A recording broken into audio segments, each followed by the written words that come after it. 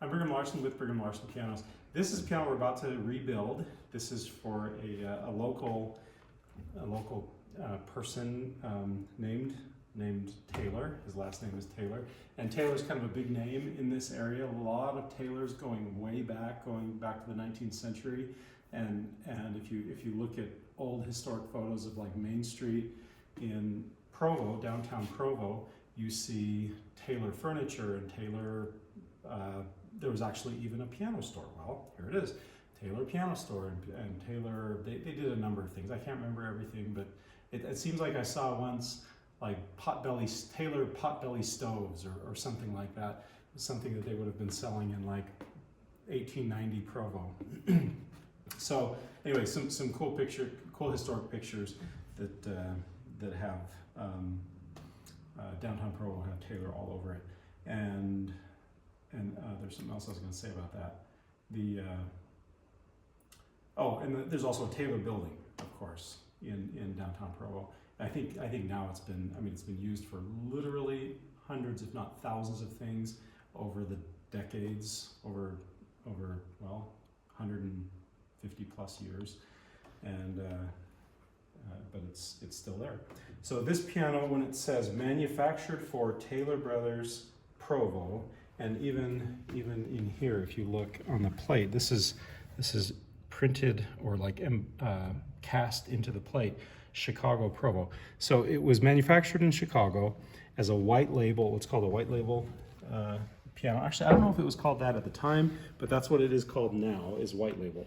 So lots and lots of different industries do this. This is not a new thing. So like, I don't know, take some amplifiers or belts or shoes or whatever. If you have a certain brand name and you want to, let's see, how does that work? If you're manufacturing an item, but you don't actually manufacture it yourself, you just own the name, then you can have someone else manufacture it, whether it's someone in, nowadays it would be like China or Taiwan or Japan or wherever, Indonesia, wherever you get things manufactured, and then you can have them put your name, your logo on the product. That's white labeling. It could be literally anything. So that was done at this time as well for pianos. So it was just some company in Chicago that the Taylor company hired to manufacture pianos for them, brought it here, and they sold it as the Taylor Provo piano. There's actually a different piano that was manufactured in Salt Lake, but it was actually manufactured. It wasn't a white label, it was Aston Waite, and these are two guys, Aston and Waite, in the 50s, late 40s, early 50s, something like that, I believe they met. They started manufacturing pianos together, and they manufactured pianos in Salt Lake. This was not a white label, it was actual bricks and mortar, making the stuff, and that was through the 50s, 60s, 70s, into the 80s, I believe, and then and no longer. So anyway, kind of cool local Utah piano history. Okay, so let's just listen to this piano.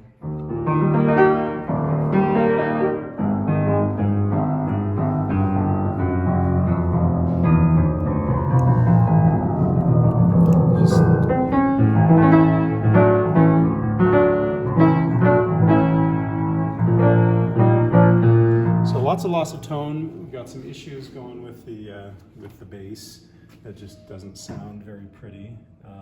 The rest of it,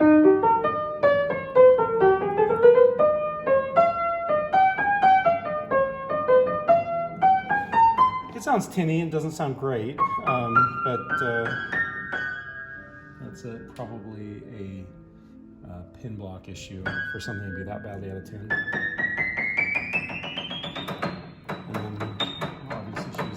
Anyway, it's not terrible. It definitely needs to be rebuilt.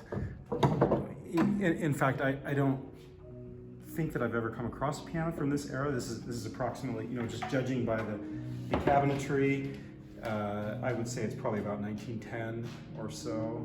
This kind of cabinetry was very fashionable about then.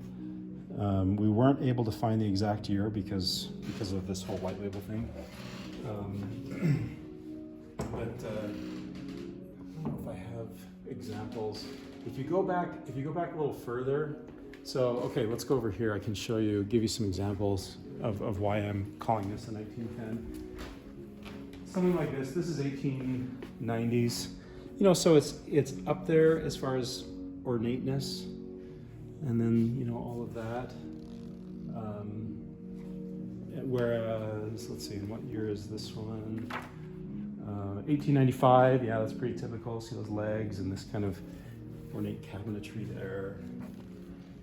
Whereas something like this one, much straighter lines. Not so ornate and fancy. Something like that is, this one is a 1910, but things generally got less and less ornate through from, like, you know, they were incredibly ornate, like ridiculous over the top ornate in the 1870s, 1880s, into the 1890s.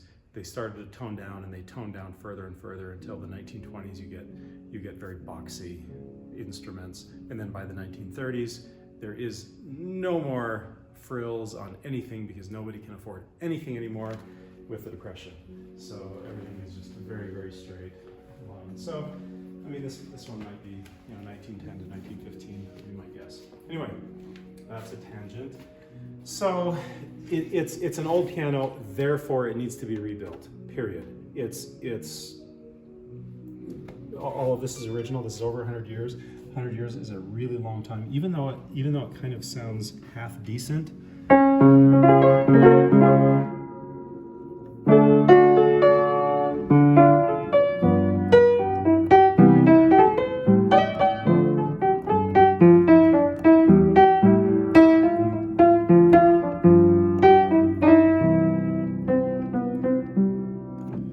Sounds half decent.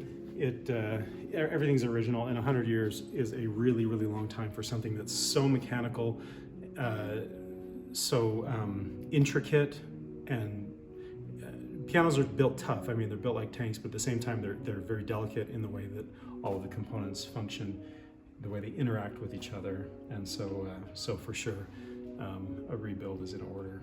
Especially if the hope is to make this piano sound and play as well as it possibly can, to maximize its potential. But more importantly, if it's going to be passed down to a future generation, there's no question there. So we're gonna be doing everything. New strings. We're gonna refinish the plate. Although it is kind of cool. You can see 1957, that's a tuning date. 1971, somebody stamped September 21st, 1971. They stamped their tuning date on there.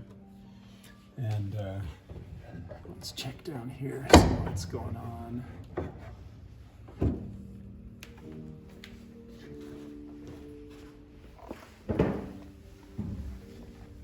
Okay, so when we look down here, it's I see lots of cracking. Maybe we look very closely, you can see cracking in where those pins go into the pin block. Soundboard actually looks pretty good, but we'll refinish it, make it look amazing. Obviously, this is all going to be refinished, and this will look much prettier. Even something like this, that might be from the factory, that drip. But all of this, like ugliness, and I mean, that's going to be mirror smooth. This is going to be better than it ever was. And then these pedals will, I don't know, these are kind of chintzy pedals. We might, I'm not sure yet, we might replace them with something a little bit hardier, so that instead of only lasting 100 years, it'll last another 200 years. Put new casters on there, we'll refinish it, and it'll look great, it'll play well, it'll be the complete package. So hats off to Taylor Brothers of Provo.